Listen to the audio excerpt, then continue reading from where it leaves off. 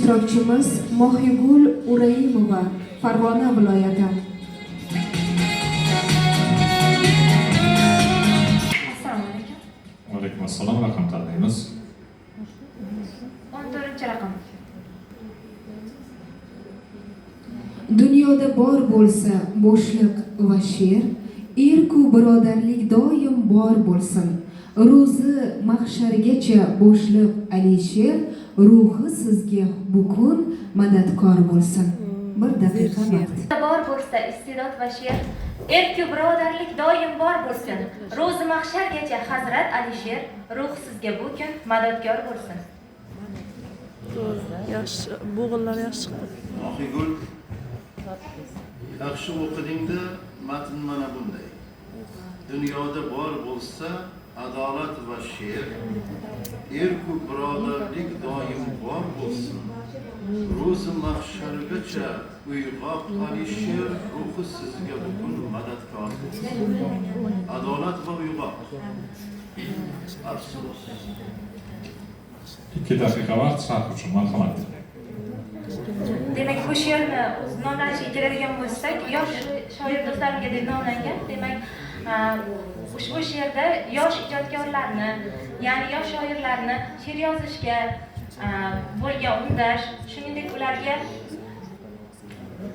o'sha birodarlik, erkak tuyg'ularini tilash bilan birgalikda ularga o'zining o'sha maslahatini berib, ularga oq yo'l tilayapti. Ya'ni ro'zi mahshargacha uyg'oq Alisher, ruh sizga bugun madadkor bo'lsin. Ya'ni shu so'z sultoni hisoblangan Alisher Navoiyning ruhi sizga madadkor bo'lib, sizning ijodingizda, sizning o'sha ijodga kirib kelayotgan ishlaringizda, she'riyatingizga madadkor bo'lsin. Ya'ni sizga o'sha Ro'z degani kun, mahshar kunigacha bekorga uyg'oq bo'lmaganda Alisher Navoiygacha yashab keladi. She'rida mahshargacha yashasin. Misrada dunyoda bor bo'lsa adolat va she'r. Demak, dunyoda bilamizki, adolat har doim ijodkor ahli adolat, haqiqatni kuylashga harakat qiladi. Ya'ni o'sha haqiqatni aytishga, o'zining fikrini bildirishga harakat qilib, boshqalardan ko'ra ularning o'sha adolatli so'zi, o'zlarining haqiqatni kuylash bilan ajralib turadi. Demak, shoir o'sha ularga oq yo'l tilash bilan birgalikda ularning o'sha so'zlarida adolat bo'lishi, ularning haqiqatlikni kuylashi, xususan ularning o'sha erk birodarlik munosabati bilan, ruhi bilan doimo birga harakat qilishlariga undamoqda.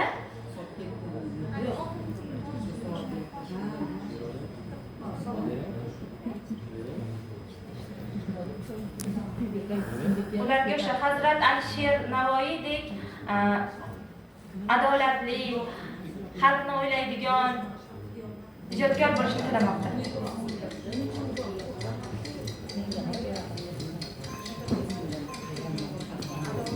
Mohigul bu kimning she'ri? Adashmasam, Erkin Vohidovning she'ri. Nomi qaysi dedi? Yosh shoirlarga yozilgan she'rdandir. Yosh shoir do'stlarimga mana shunga o'xshash. Hozir biz gaplashamiz keyin.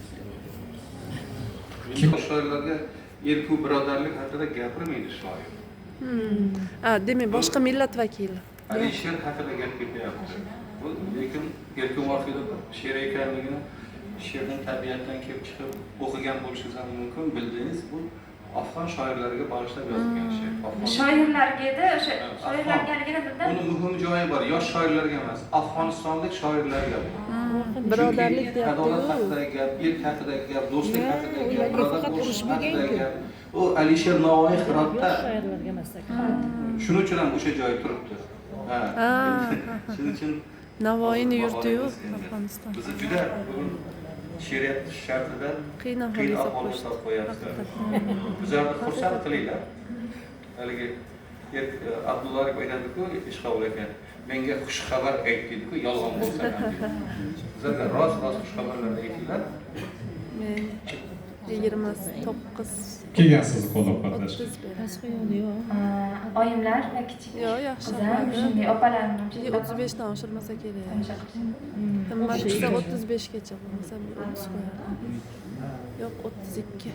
Qizingiz necha yoshda? 33 qo'yadi. 1 yosh. Kichkina ekan hali.